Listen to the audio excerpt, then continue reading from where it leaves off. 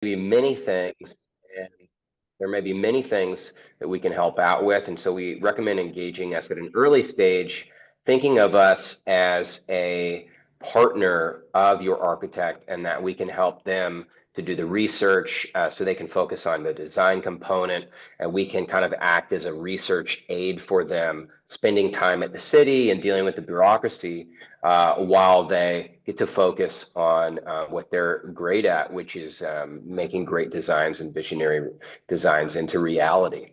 And so you can just imagine if there's, let's say, for a complex single family home may have 150 hours of bureaucratic engagement from our office. So you could imagine if your architect was trying to do that and spend 150 or 200 hours designing your home or your structure, that it would be difficult for them to balance doing both. And so that's where we really add value to the process. This presentation, I'm just going to run through it pretty quickly today since I don't have the full hour. But basically, we've got some updates on executive orders. Various jurisdictions have updated what's going on there. And then I can just kind of close it out as we go, because this is going to be shared with you guys in the end. Executive orders that are new in 2025. This is from the state. This further clarifies the Coastal Commission to stand down on applications. It basically gives power over to local jurisdictions to determine which projects are going to be approved in a coastal capacity. And so what we're seeing in the city of LA, for example, is that they're not even assigning coastal for rebuild projects. What we're seeing in the city of Malibu is that city of Malibu is completely reinventing their coastal program for rebuild projects. And then what we're seeing in the county is a slow response. We haven't got many updates from them. We're hoping that they will adopt the state legislation and some sort of an update soon. There's a lot going on there. In 2025 also extends permits for 3 years. It allows for architects to and engineers to utilize 2019 building code if the house that burned down had utilized the 2019 building code. So any building code, any home that was built with building code at a cycle before that, and building code cycles every 3 years. So let's say 2016 and previous, you would just default to today's last standard, which I believe the code cycle changed in, I think we had one last year, I believe. So it also reduces replacement unit act for rebuild. So there's a bunch of legislation around replacement units and that sort of thing. So it drops those just so that we don't get crossed wires on applications coming in and having them be subjected to require replacement units and that sort of thing.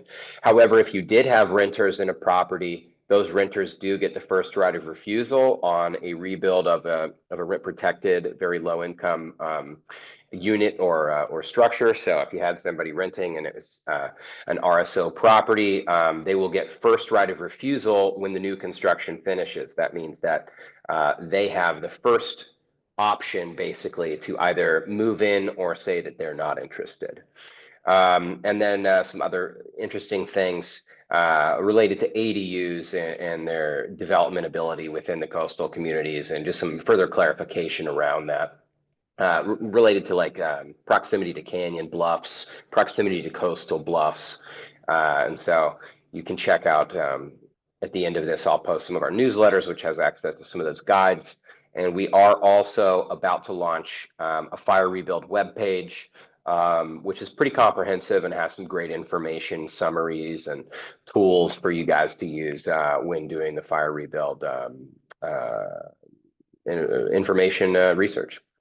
So executive order from the mayor's office. This is the only executive order we've really had up to this point from the mayor's office. I had an interesting conversation with the Department of Building and Safety this past Sunday, which is that City of LA plan checkers, and this would also go for county, is that until the county or the city have adopted through their own legislative action the state orders, until they've adopted the state orders through their own legislation, what is written in those executive orders at the state may not necessarily be a compliant application at the local level. So for example, in the executive order at the state, it mentions that you can build an ADU on the property, and you can C of O the ADU before the primary home. That is yet to be written into language in the mayor's executive order in the city of Los Angeles. Currently, the city of Los Angeles mentions that accessory structures or an increase in density are not part of a rebuild project. So there's a little bit of a dissonance between the two. What I'm recommending is that those who are submitting drawings would still include items like that, like your ADU, into your project permit application, but just expect that it either won't get reviewed, or you might get some corrections that would say you need to file a supplemental permit later. The second option would be that you submit after a second executive order comes out. I think there'll probably be a second executive order from the mayor's office sometime this month. And there are some conversations happening at the county level for Altadena properties. There's even a government efficiency agency being put together. Doesn't have that name. It's not Doge or anything like that, but that's happening. Some other things on the mayor's order that were interesting: drops all discretionary reviews down to ministerial. That applies to haul routes. That applies to planning standards. Requires that all Department of Building and Safety staff review your first round of corrections in under 30 days. It does not mean that they issue an approval in under 30 days. And there's a real big confusion for a lot of laymen around that. This is pretty common that we see this type of legislation and orders from the state and from the local level. When it says that an agency is required to approve or deny, what that means is that they're allowed to issue corrections within that timeline. It's not literally approve or deny. It could be denial with conditions, or just corrections, as we call them, or comments. So that's what's basically happening. Right now, there's not a lot of applications in, so your projects are going to get plan checked. And in City of LA, that might happen in less than 3 weeks, less than 2 weeks. And then every sub-agency review, the clearances, they're required to do their review in less than 5 days. Now, at the county level, they are accepting applications as well. And they're not going to be issuing permits, however, until phase 2 cleanup has completely finished. As you all may have seen in the news, phase 1 cleanup has been announced as finished. There's an Army Corps of Engineer website where you can check in. That's a GIS map where it's interactive. You can check in on properties and regions and see how cleanup's coming along. We're also going to post all those in our newsletter. It's already posted in the newsletter, which is at the end of this, and as well as it's going to be on our website. So that information will come to you. Some other interesting things from City of LA is that, let's see, non-conformance. This is going to be the same thing in LA as well as at the county level. So if you had a building which was non-conforming, that means, let's say, your zone requires a 5-foot setback, but your house was built with a 4-foot setback in 1975 and it's no longer legal, you are allowed to rebuild it to that non-conformance. In the county, you may not further non-conformance.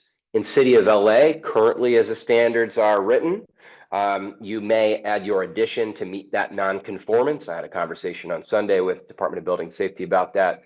But what I would not recommend is, in City of LA, is to try to increase your footprint into existing setbacks further than what was there legally. As far as height goes, County of LA is maximum height. You do not get you don't necessarily get to go 10% beyond the existing envelope. But in City of LA, you do get to go above and beyond that. In fact, City of LA currently allows for you to exceed previously grandfathered codes by 10%. So for example, projects in the Pacific Palisades, which were built in 2016 or prior, before the new baseline mansionization ordinance was passed, they were able to have a 20% floor area bonus on single family homes. So now if they rebuild, not only can they rebuild to that 20% bonus, but they get 10% above that. So there's a lot of properties in the Palisades where they had a 20% bonus and maxed out the lot. where they're now going to be allowed to add an additional 10%. So they're going to have 30% more than what somebody could legally build today if they were going to try to build without any fire rebuild stuff today. So there's a huge opportunity there. And then if you add an 800 square foot ADU, which is going to be coming, and executive order number 2 from the mayor, but is already passed at the state level, you're looking at a substantial increase in property value for those homes. And basically, they're going to have a once in a lifetime opportunity to do something that probably won't be allowed in the future at all, I would imagine. So some interesting things there.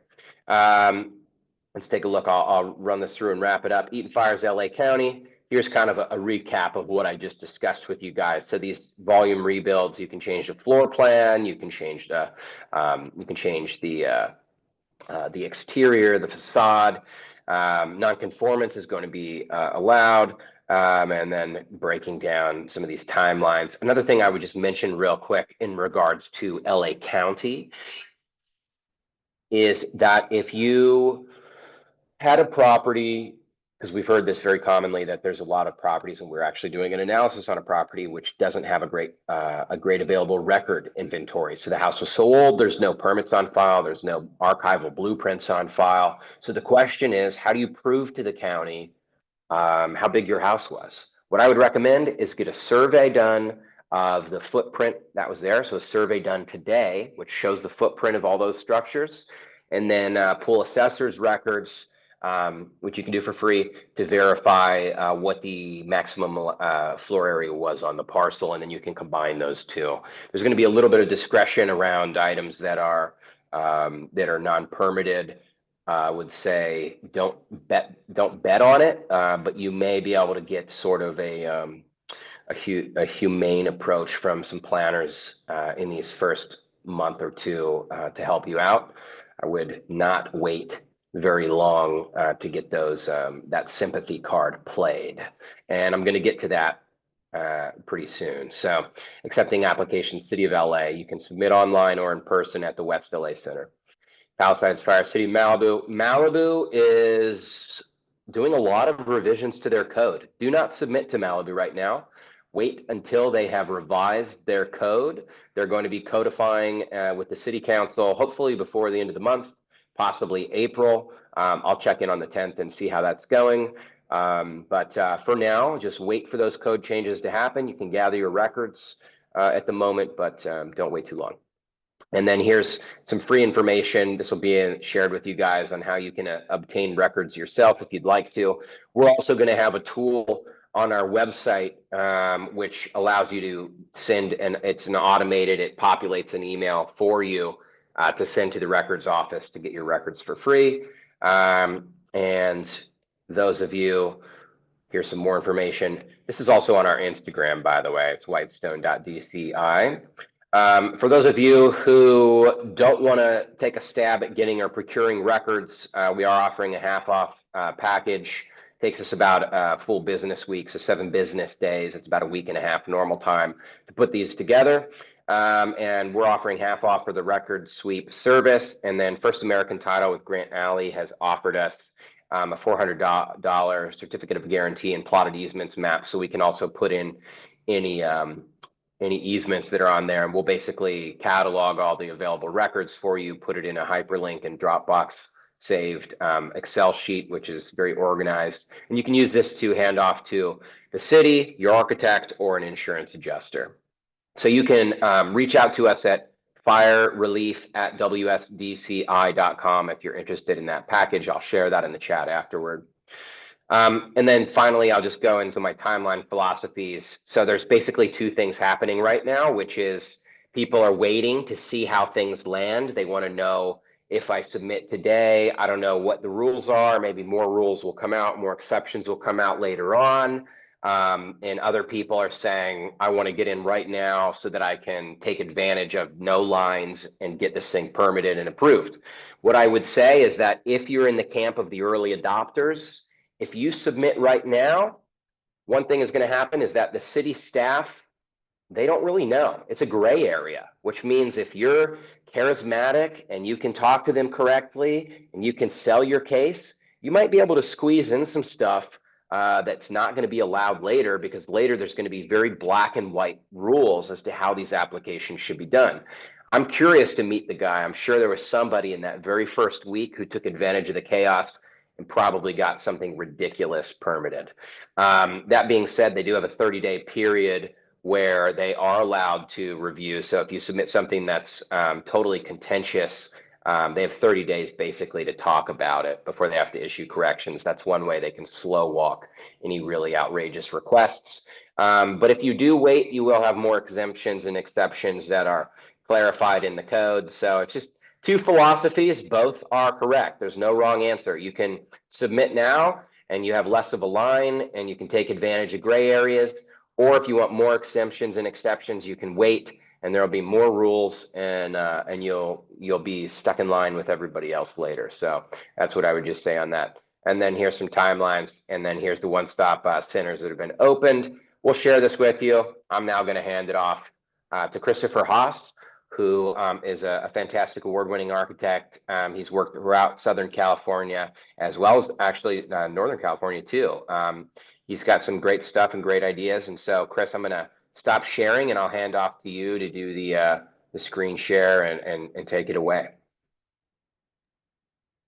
Okay, great. Thank you, Jake. And thank you, Soprani, so much for inviting me today. It's a pleasure to be here. Welcome, everyone. Of course, my heart goes out to all of you who've been impacted by these recent fires. Today's presentation is designed to help provide you with valuable information and resources to enable you to rebuild your homes, your communities, your lives, and do so in a much more fire-hardened and resilient way. So again, my name is Christopher Haas, the founder of Haas Architecture. We're an architecture practice doing work all over California, which includes regions of Los Angeles. My practice is primarily focused on creating sustainably designed homes that incorporate passive design principles. This makes them significantly healthier, they're more energy efficient, and more comfortable. And this is really fantastic way to support the well-being of our clients and their families. So today I'm going to talk about passive design, its inherent fire resilient properties, how it's demonstrated itself to withstand wildfires, and how we're integrating passive house principles along with fire resilient design in these vulnerable regions to create really the most robust, high quality home that's possible. So I have a presentation here. I'm going to show you a number of different things. One thing I do want to mention that's kind of personal to me is that I do have my own wildfire experience. And although it's probably different than many of yours who are impacted by these fires and lost homes, I was trapped in a wildfire. It was the Redwood Fire Complex in 2017. And along with my wife and our two children, we were camping deep in the woods in Mendocino County, and were awakened by embers and fire on the hillsides at about 3 a.m. in the morning. And we had a very harrowing experience trying to escape through that fire back to the safety of Highway 101, which was also engulfed in flames. And many of us were trapped on that highway for many, many hours. And it was obviously a very scary, terrifying, and traumatic experience. I bring it up because for me, that was obviously a very personal experience, and an experience in which I encountered the wildfires in a very direct way. And something which taught me a lot about how these wildfires act, their speed, their violence, their ferocity, and their ability to just impact and decimate incredible areas. I think for me, it was really the scale and the speed was incredible. The area we were camping at was completely decimated within an hour of the time we escaped. So, that being in my head as an architect, really informed a lot about how I design in these areas, because I have a lot of clients who are designing projects in severe wildfire zones. That includes Sonoma County, a lot of areas around the Bay Area, and then into the Los Angeles region, which, as you know, has many severe wildfire hazard zones. So, for me, I've educated myself a lot on fire resilience. I've always been practicing sustainable architecture, and in that path has led me to become a certified passive house designer and incorporate a lot of passive house design principles into our practice. And, from there, incorporating the fire resilience along with these passive design elements has really created the most inherently strong way to build in any of these areas. So what I'd like to do is I'm going to show a few different things. I'd like to begin just by kind of recapping a little bit about how these wildfires actually burn homes.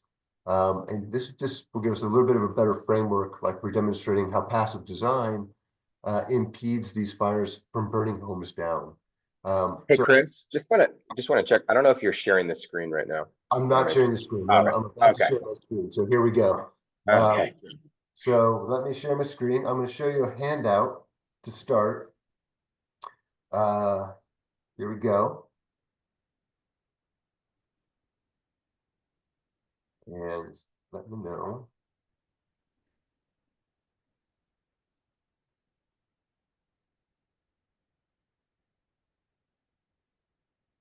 Okay, let me just make sure everyone can see this screen. Jake, maybe you can confirm for me. Yep. The handout I want to show firstly is a handout that is really helpful to anyone who's living in any of these areas. And this is a handout that's provided by the U.S. Green Building Council. It's put together with CAL FIRE and the Department of Forestry, along with the National Fire Protection Association. And it's called, the Wildfire Defense Toolkit. It's a fantastic, basically, toolkit for informing you how to put together a very fire-hardened home. And this is great for homeowners who have a home, who haven't been affected, to really find ways to harden your existing home. So I'm going to use a little bit of this to demonstrate, some information about how these fires actually burn homes down. And then, for anyone who's interested in having this handout, please contact me at the end of this. I'll leave my website, my email, contact information. Just email me directly, and I'm happy to forward you this PDF. So without going through this, because again, I want to get this in the hands of everyone on this call, and you can go through it yourself. There's just a tremendous amount of fantastic information here that's going to help you to take certain proactive measures. And the part I want to jump to is this part, and just to kind of recap a little bit about understanding wildfires. And I think, there's a lot of discussion about why these wildfires are happening more frequently. But what I want to just kind of talk about is the physics of how these fires are really burning down the homes and what we can do to rebuild in a better way and, make our homes more resilient to these fires when they do happen. So, for the most part, there's three ways in which the homes are burning down. Flying embers, so these are wind-driven embers from a home or wildfire can destroy homes miles away. And they were responsible for as many as 90% of building ignitions. So, what we're finding is that a lot of the homes are burning from the inside out. So these flying embers are getting trapped and getting sucked into vents within these homes and literally getting into attic spaces, getting into walls, and beginning to burn the homes from the inside out. You have direct flames that can, come right up to the house and overtake the home. And then you have radiant heat, which is, high heat from proximate fire can ignite the home and exterior materials. Can also compromise windows to gain access to highly flammable interior materials. So it's probably no surprise that a house is basically a giant fuel source. There are tons and tons of flammable fuel there contained within the structure of your home to create a significant fuel source. And that's why we see one home catches on fire, it essentially dominoes and catches the next house on fire, then that catches the next house on fire, and you see this incredible domino effect that ripples through all these neighborhoods. Aside from all the embers that are just getting inside the houses through these vents, what happens is that the heat is so strong. Once a house starts burning, it'll basically start exploding the windows of adjacent homes, which then becomes another entry point for all these flying embers to get inside the house. And once those embers are inside the house, it's it's kind of an end game thing here, because that's everything's going to be flammable on the inside, and they're going to start burning from the inside out. So what I want to do is I'm going to show you a couple of things here. the state of California has something called the wildland interurban phase zones. So these are basically the transition zones between unincorporated land and human development.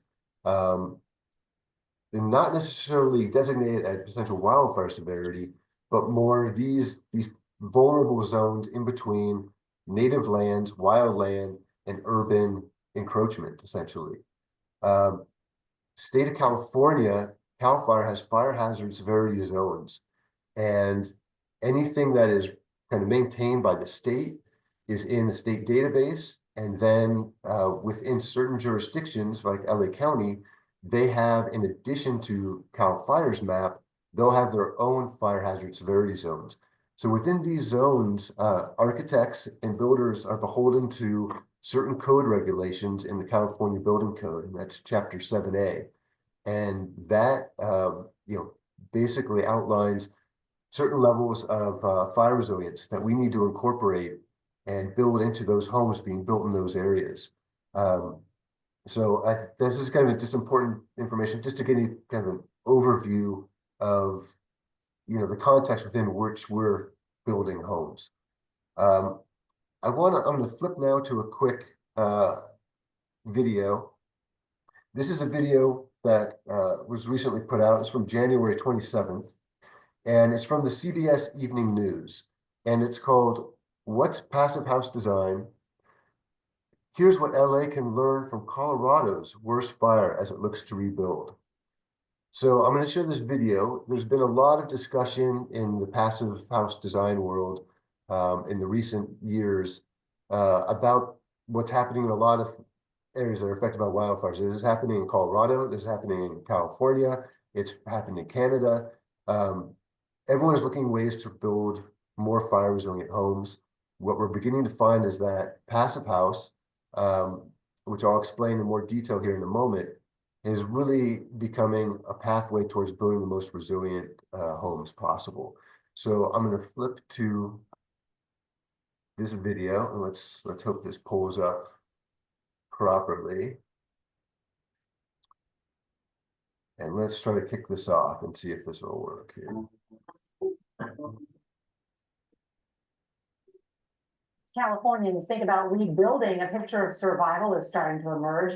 This Pacific Palisades house, built last year with several fireproofing features in mind, may very well represent the future of fire resiliency. In tonight's Eye on America, CBS's David Schechter returned to a Colorado town destroyed by fire to show us what's known as the passive design approach. You want a little videographer? It's hard to miss that 4-year-old Alex Ela is enjoying having a news photographer visit his new house. Hey, Chris, I don't see the video. Something to smile about. The fire was Can you hear that, Jay? 2 days before. I can hear it. I just can't see it. A wildfire still tearing through Boulder County. The Marshall Fire was the worst in Colorado history. Eric Ela's family lost their home. Sorry, Jake, is it not coming through? And have lived in 4 places in 3 Yeah. years. Not coming through. Okay, let's try. Let me reboot this here. Okay, hold up. Maybe stop share, reshare, or just share other screen. Okay, I stopped sharing, so I'm going to share again. Let's hope this time it pops through. Is this the Palisades house? Oh, I know. Okay, so let's go to. Okay, can you see this Yeah. article popping up? Okay. Yep. So let's try this one more time. Is that working, Jake? Yeah. Think about rebuilding, a picture of survival is starting to emerge. This Pacific Palisades house, built last year with several fireproofing features in mind, may very well represent the future of fire resiliency. In tonight's Eye on America, CBS's David Schechter returned to a Colorado town destroyed by fire to show us what's known as the passive design approach. You want a little videographer? It's hard to miss that 4-year-old Alex Ela is enjoying having a news photographer visit his new house. It's nice to have something to smile about. The fire was 2 days before his first birthday. Let's go. A wildfire still tearing through Boulder County. The Marshall Fire was the worst in Colorado history. Eric Ela's family lost their home, 2 cats, and have lived in 4 places in 3 years. It's like, oh, we're going to the new home, or we're going back to the new home. I was like, no, this is the home. Yeah, we're home. We're staying. Yeah. When it came time to rebuild in their town of Superior, where new construction is everywhere, the Elas chose a design concept called passive house.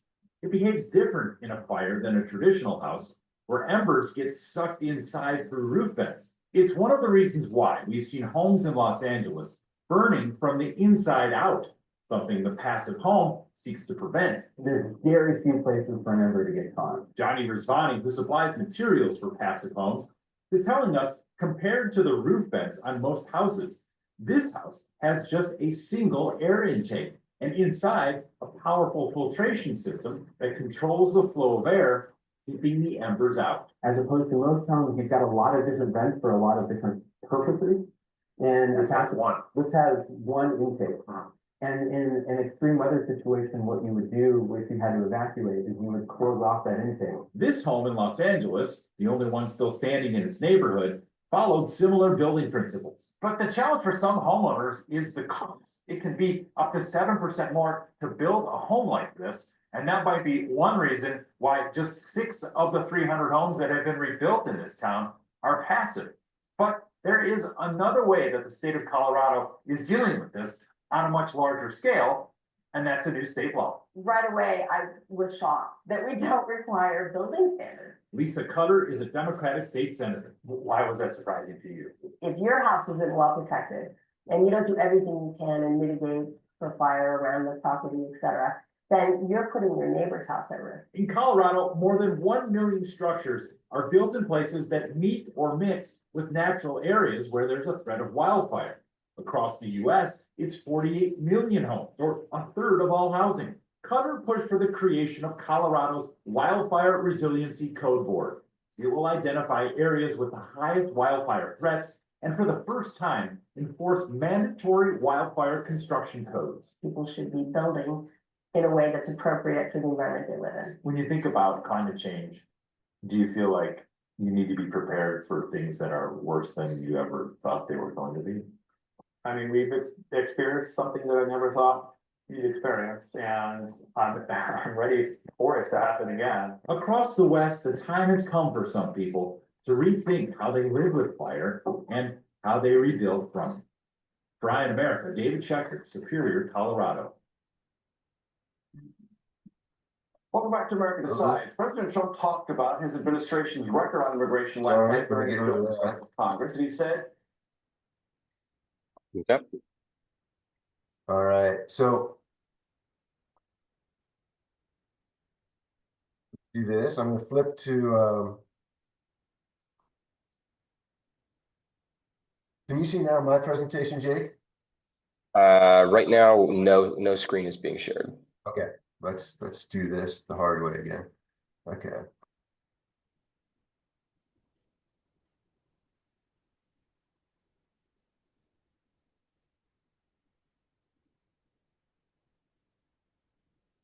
Okay. Again.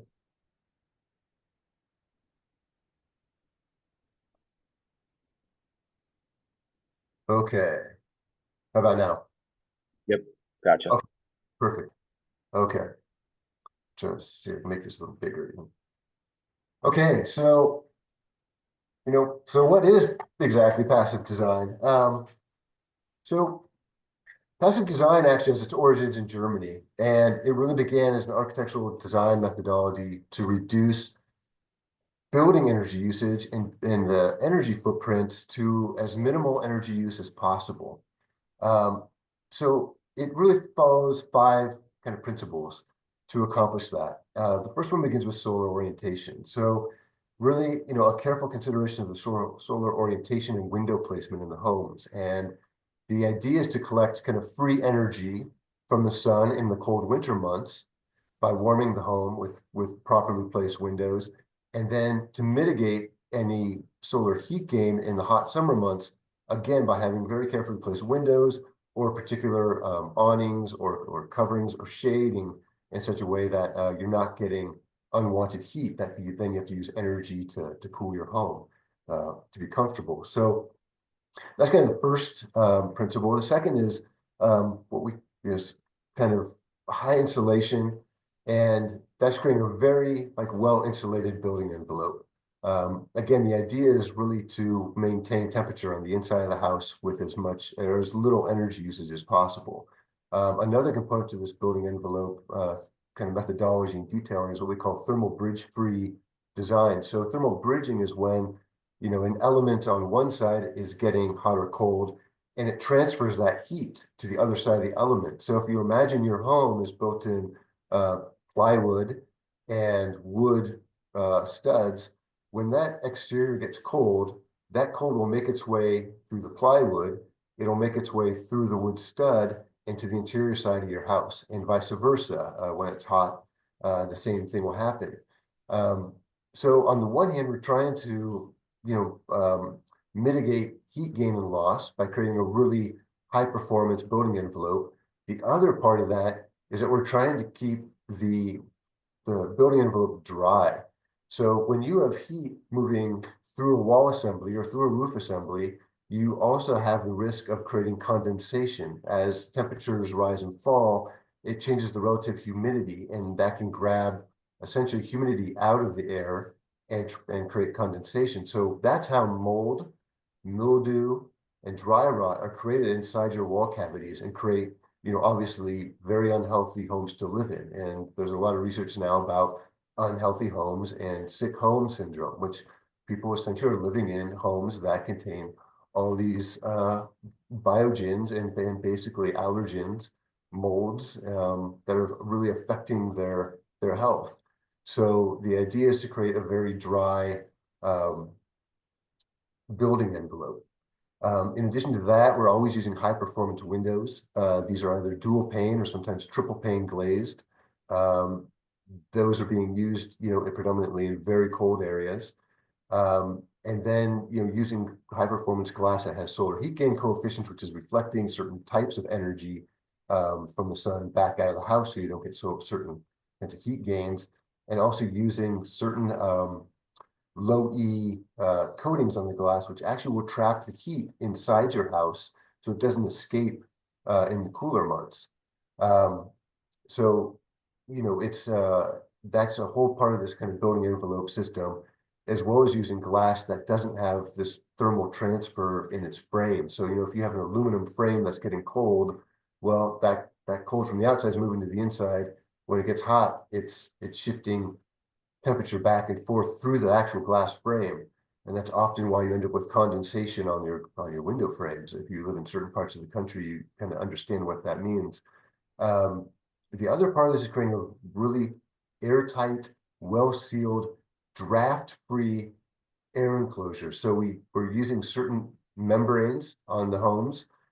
These are vapor retarders that are basically mitigating vapor moving through. They do allow, we call it airtight, but they do allow they're permeable, meaning we can move air to keep things vented, but we're not allowing any condensation to transfer, and we're not having any drafts inside the home. This is important. Obviously, it's designed so that we don't have cold drafts coming in, because we don't want to lose temperature and have to spend more energy heating our homes. But the kind of ancillary effect of this, which is fantastic, for fire resilience, is that it creates a smoke-free home, because we don't have smoke getting into these homes when there's these wildfires in the surrounding areas. The final component is a continuous filtered fresh air system, and we use what's called a heat recovery ventilator. This is a device, you saw it in the video. It's a device that basically brings in fresh air 24/7 on a very kind of low CFM rate. So it's bringing in the air, it's filtering that air, it's supplying it to the entirety of the house. The same time, it's extracting any stale or polluted air and exhausting it out of the house. So, some of you may know that your home is actually the most polluted air that you will be breathing during the day. So, our interior air inside our homes is not generally very healthy for us. It contains a lot of particulates. It contains off-gassing from, if you're cooking with gas particularly. or you have a gas furnace, it can have certain carcinogenic off-gassing that's trapped inside the house. If you're cooking, there are a lot of pollutants in the kitchen, this from the smoke. So this is another way that it's extracting stale air and providing fresh air. So you have this very clean, very healthy interior living space. And when you have these wildfire events and you have terrible air quality index, it's also allowing fresh air to come into the home. It's filtered. And so, when everyone is, unable to go outside because you basically have such poor air quality, you still maintain a really high air quality inside your home. So, basically the outcomes for having a passive home is you have a healthier indoor air environment, you have condensation control, so you're mitigating mold and mildew and dry rot in the wall assemblies and any potential home allergens. You have improved indoor air quality because you're providing this 24/7 filtered fresh air I just described. It's draft-free, it's smoke-free because you have this airtight building envelope. We have an optimized level of comfort because the temperature levels can be balanced. You can maintain, let's say, your desired temperature inside your room is 68 degrees. That can be maintained and maintained throughout the house. And when you turn your heating off, it can be maintained for a longer amount of time because you essentially have a more robust building envelope. You have better natural lighting and natural materials. The building envelope also, because it's so well insulated, there's also a lot of noise reduction. So you have a quieter home.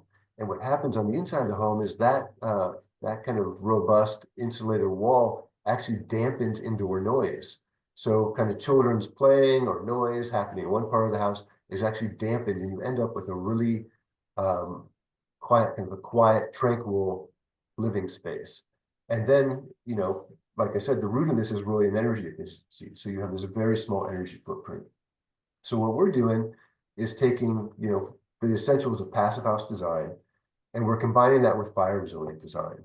And, fire resilient design essentially is adding this overlay of fire resilient or non-combustible materials to the outside building envelope, along with certain components and detailing that mitigate embers from penetrating the home.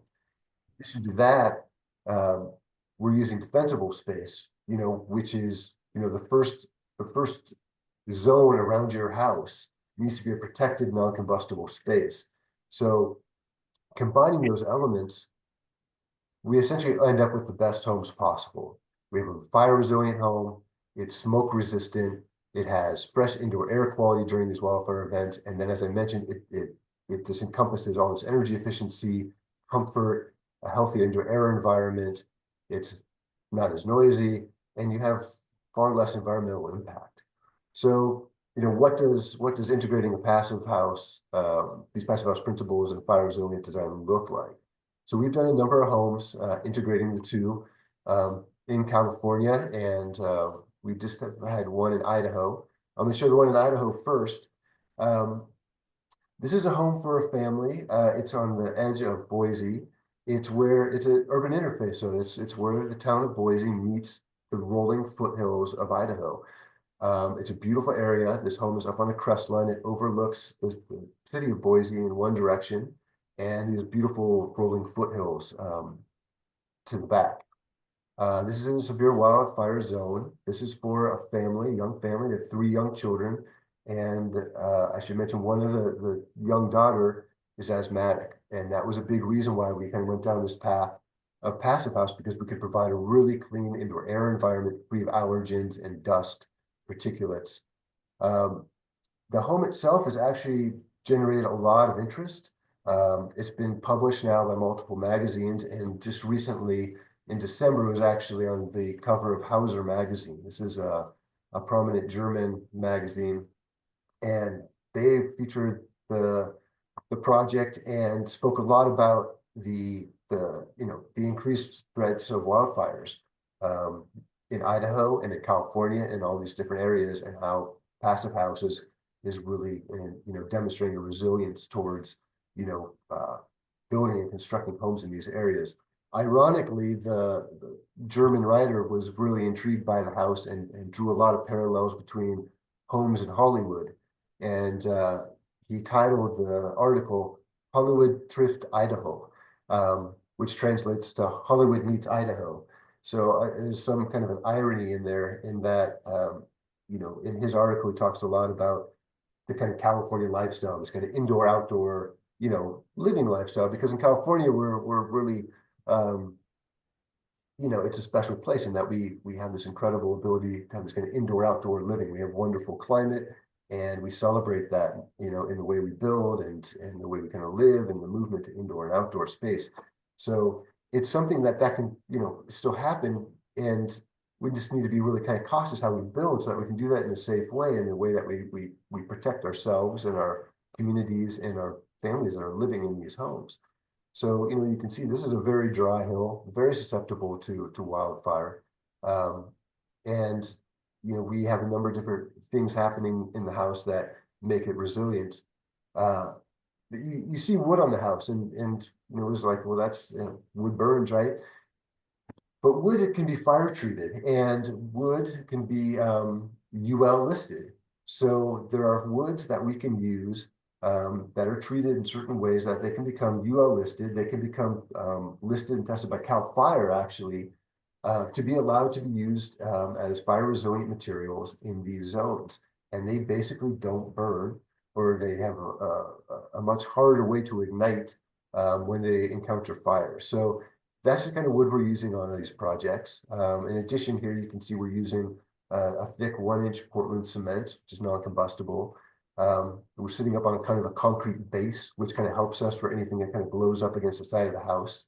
We're using particular kinds of vents where we need vents to be on the home.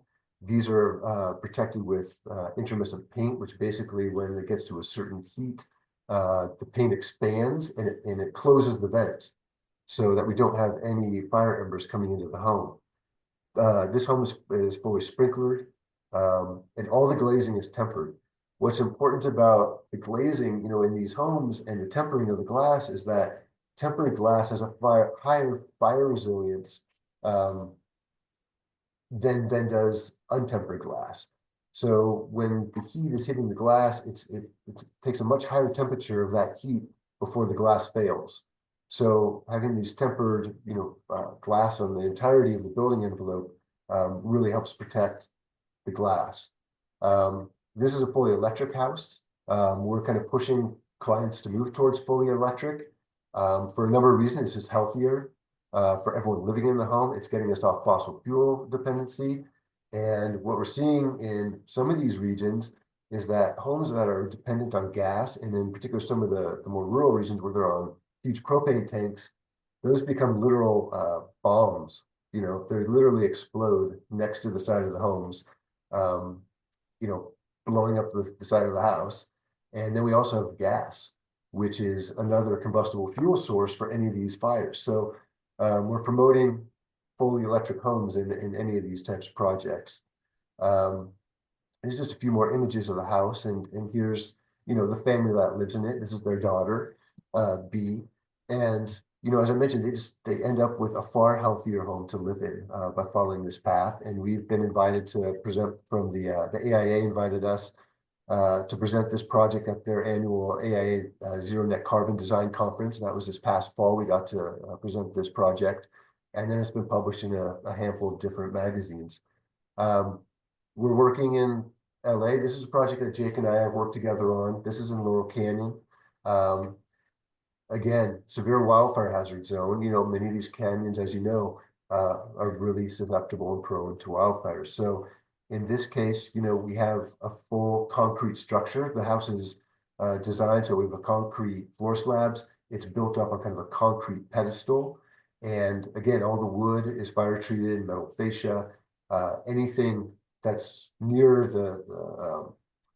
the surrounding site is essentially non-combustible or fire resilient. And in this case, we have a lot of heritage oak trees that we have to protect. So, you know, we're kind of limited. We have to be very cautious about the defensible space because we have to kind of work with the LA County and with the city to protect a number of these trees. So again, we have to take extra precautions to make the home really fire resilient. This house has has a 3,000 gallon underwater water cistern, which we can use for irrigation, and we can also have a pump set up on that to use for emergency water usage, fully fire sprinkled. And so again, there's just a lot of things we need to kind of work to create a holistic approach to creating fire resilience in these different areas. This is another project we completed up in the Berkeley Hills. Berkeley Hills and Oakland Hills, which they bleed together, essentially is where a lot of this started, because some of you may remember that back in 1991, the Oakland Hills fire killed, I think there was something like 50 casualties, and it destroyed, hundreds and hundreds of homes. That's really was kind of the impetus for where a lot of these codes began developing. On Berkeley Hills, we did this project, again, it's a fire resilient home. It's in a high fire hazard area. Again, using thick stucco. We have the house is kind of propped up on a concrete base. You can kind of see the kind of concrete underneath it. Any of the wood that we're using is ipe or baku. This is and it's a 1 1/4 inch thick wood. So it's a very, very dense wood that inherently has a high fire resilience to it. And Hey, Chris, FYI, we're hitting 9 o'clock soon. Okay, I'm going to go quick. At any rate, so we're working in a lot of areas that are prone to these areas. Like I mentioned, we kind of very holistic process in which we're including these passive design elements which make really healthy homes alongside these fire resilient elements, and then sitting down and working with our clients. It's your vision, it's your goals, it's your home, and putting that all together to create a really, fantastic and safe, robust, healthy home for our clients. So again, please don't hesitate to reach out. We're here to support you. We're happy to provide a free consultation so you can start the rebuilding process. Please don't hesitate to reach out, and I'm happy to send you the handout that I showed earlier. Hey, Chris, there's a few questions that came in. I'm wondering if you're willing to answer. It says, here's one that says, this fireproof home sounds great, but what's the additional cost to do this sort of passive design? And then another one sort of echoes that, which is, this all seems lovely. However, these examples, I'm assuming, cost in the multi-millions, perhaps feasible for the Palisades homeowners, seems cost prohibitive for the Altadena homeowners. So Right. Is there a metric for which this type of design adds to a typical construction of a home, and is it something that is feasible across cost spectrum? Yeah, so I would say it is feasible across this cost spectrum. So you did see in the video, they said 7%. I think that's actually at the high end. In our passive house community, and we have a very tight community of people working, across the country, and particularly in California, and we share a lot of information with one another. So this is architects, builders, engineers. What we're seeing is it's closer to 2%, sometimes maybe up to 5%. So it's not a huge difference. And some of this, and I'll put it this way too, passive homes are a certified home. They go through certain requirements, certain testing to make them a pacified home. In my opinion, you don't necessarily need to go through the certification process, which adds a little bit of money to do it. There's a lot of low-hanging fruit which can be done to make a healthier, more robust house. So it's not a tremendous amount more. And I think part of the investment you're getting is that before we talk about the fires, we would talk about the energy offset, because you're getting a high energy efficient home. So you have this cost savings on the energy side that over time accrues and you get back the money.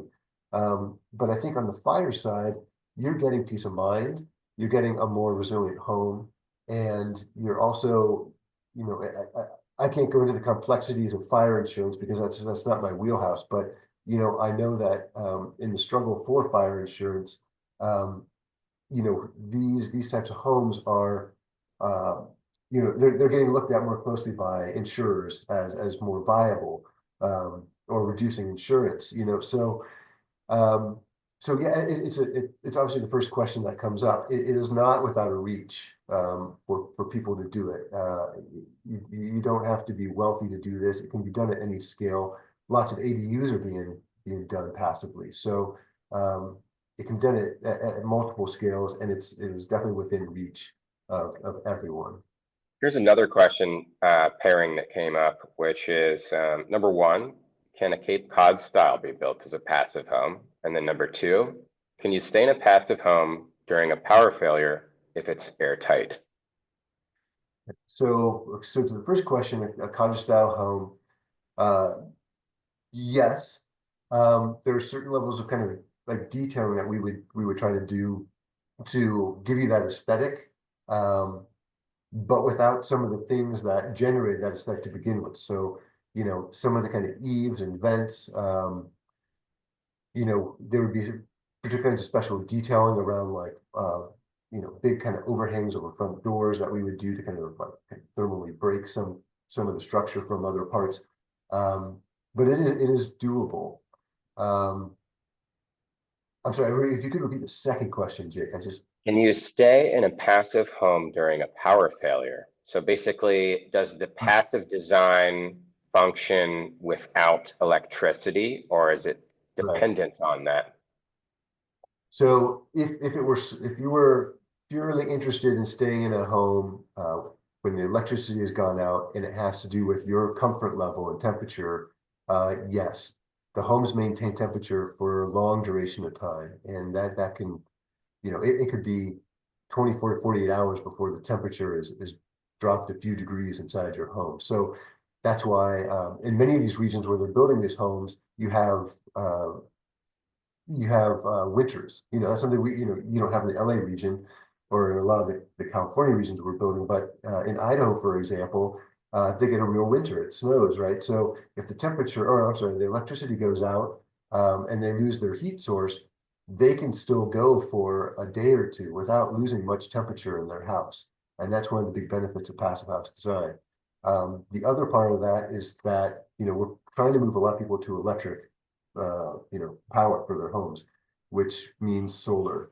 And in doing that, we're putting a lot of battery packs inside the homes. So in that case, if you have solar with a battery backup, yes, you can go a couple days without electricity from the grid to maintain, you know, the electric power in your house. So then, Chris, maybe you could just recap in like a really quick, let's say 5 or 6 bullet point of what it means when you say passive. What are the 5 installation items that make a home into a passive home? If you could sort of summarize it that way. I mean, I'm gonna jump back just to the diagram real quick. Okay, so what you're really looking at, you know, if you were building a home from scratch, you'd really be looking at like how it's oriented to the sun. Okay, so we want to be able to get the benefits of the sun, and we want to be able to kind of mitigate, you know, the sun overheating the house. We want a really well insulated building envelope. We want really good windows, high performance windows. We want to make sure that home is airtight, smoke tight, so we don't have any drafts or the ability for smoke to penetrate into the side of the home. And then we have this mechanical fresh air filter, which is, as I mentioned before. So really, those are the kind of the 5 principles of passive house design. So those clearly are all things that any sort of design of a home could have. You can do this with a Cape Cod. You can do it with anything. Does anybody have questions? Any other questions from anybody in the crowd here? You can use the Q&A. You can put them in the chat. Is there anything else you guys want to have answered? We've got Chris related to passive design, fire resilience. I can answer anything related to permitting, expediting, land use. What's the typical insulation material, Chris? So there's a lot of different types of insulation material that can be used. We're trying to move away from foams like spray foam insulation or some of these types of EPS insulation, and moving towards dense packed cellulose or Havelock wool more organic insulations. There's a product called Butex, which is dense wood particulates, which are being Yeah, we could certainly. the other is actually straw bale, and so there are actually products out there which are dense pack straw, Eco Cocoon. There's another called Verdant Panel. So we're actually trying to look at using organic fills, and many of those organic fills actually have more fire resilience. Foam is combustible, so many of these organic materials, they actually are inherently more resilient to burning than a lot of the kind of synthetics. So that's kind of the direction we're trying to move in. It looks like you got a question from Madam Laura Okanubi. See if we can. You want to let her speak? Hi, Laura, you're on. You're able to talk. What's your question? Yeah, thank you for this wonderful presentation. I'm wondering, shouldn't the insurance company collaborate with all of these kind of ideas for the homes that they insure to help provide all of this fire retardant reinforcement? How do we get them involved? Because prevention is better than cure. Yeah, sure. My understanding from some insurer conversations that I've had is that your insurance probably is not going to drop more than like 10% if you use fire materials. The way insurers look at it is that your house would not burn down. But I agree with you. There should be some implementation from the insurers to enforce this type of thing. I think that we're looking to do two things. One, there's the LA County has produced sort of a government efficiency group they're putting together. So we're going to try to get involved with that. And then we're also working with somebody privately to see if we can put together some lobbying efforts. And maybe that could be something that would be brought up as whether or not insurers are actually considering requirements for build outs. But it's sort of more market driven at this point, I think. It's not a requirement, but the insurers we talked to basically said that you don't have to do it, but you have a better chance of your house not burning down. We're not necessarily going to give you a bunch of discounts if you're building a fire resilient home. The idea is that your house just doesn't burn down when you design it that way. Thank you. Yep. Anybody else? I know we're over on time here, so thanks for anybody that stuck with us. Just a quick reminder, I did share the fast approaching date to apply for a wildfire recovery. So in the chat, so please share with anyone else too that they haven't got a chance to apply for any of this assistance. Is closing soon by next week. And also I think that thank you everyone for being here and thanks for joining our presentation here. Next week, I think we will have a team of geostructural engineering, right? To join us. Hopefully that you'll continue to share our resources with anyone who still have lingering questions of what's next in the rebuilding process. It's going to be a long haul, but we want to make sure we are a centralized resources team that can really help our community rebuild faster than the county or the city, but we are trying to align our process with everybody. So I don't see any other question. Do you? Yeah, no, I know. So guys, join us next next week. We'll have some engineers speaking and giving insight. Thank you, everyone. Thanks so much. Bye.